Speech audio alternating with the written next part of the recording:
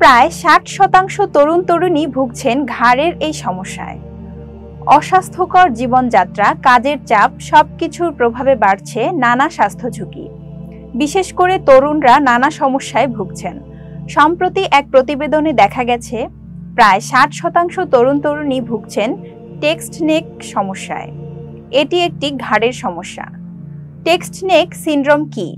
এই সমস্যা হলে কি হয়? কেনই বা হয় টেক্সট নেক সমস্যা? কাদের ঝুঁকি বেশি? সব প্রশ্নের উত্তর জানুন এই প্রতিবেদনে। টেক্সট নেক সিনড্রোম কি? স্মার্টফোনের দীর্ঘক্ষণ ব্যবহারের ফলে সৃষ্ট এই সমস্যা হলো টেক্সট নেক সিনড্রোম। দীর্ঘক্ষণ ধরে খারাপ ভঙ্গিতে ঘাড় বাঁকিয়ে মোবাইল ফোন ব্যবহার করা, টানা রিলস বা সিনেমা দেখার অভ্যাসে দেখা দিতে পারে ঘাড় ব্যথা। এমনকি ঘাড় শক্তও হয়ে যেতে পারে। কিছু ক্ষেত্রে এই সমস্যাটি খুব বেশি অস্বস্তিকর কারণ হতে পারে, যার কারণে দৈনন্দিন কাজকর্ম করা কঠিন হয়ে পড়তে পারে। টেক্সট নেকের সমস্যা কতটা বিপজ্জনক হতে পারে?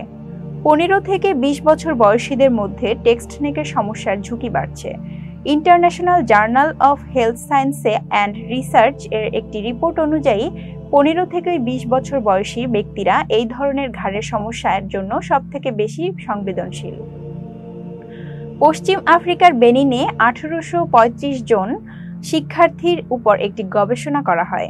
এতে দেখা যায় 74.55% শিক্ষার্থী মোবাইল ফোনের মাধ্যমে ঘন ঘন মেসেজিং করার কথা জানিয়েছেন। সময়ের সঙ্গে সঙ্গে তাদের মধ্যে 1000 জনেরও বেশি ঘাড়ে ব্যথার অভিযোগ করেছেন, যারা 1 ঘন্টায় 4 থেকে 5 বার স্মার্টফোন ব্যবহার করেছেন। তাদের ক্ষেত্রে এই ঝুঁকি আরও বেশি ছিল। টেক্সট নেকের কারণ। স্বাস্থ্য বিশেষজ্ঞদের মতে আধুনিক যুগে টেক্সট নেক একটি সাধারণ স্বাস্থ্য সমস্যা এবং ঝুঁকি ঘাড় ও মেরুদণ্ড বাঁকানো এবং দীর্ঘক্ষণ স্ক্রিনের দিকে তাকিয়ে থাকার কারণে দেখা দিতে পারে। এতে পেশি ও হাড়ের উপর চাপ বেড়ে যায়। মাথা বাঁকালে ঘাড়ের বাঁকানোর অংশের উপর চাপ বাড়ে। সাধারণত মাথার ওজন প্রায় 4.5 থেকে 5.5 কেজি হয়, কিন্তু যখন মাথা 60 ডিগ্রি হেলে থাকে তখন ঘাড় বাঁকানোর সময় এটি 25 কেজি পর্যন্ত ওজনের হতে পারে। এভাবেই এটি ঘাড়ের ব্যথা এবং পেশির সমস্যা বাড়িয়ে তুলতে পারে।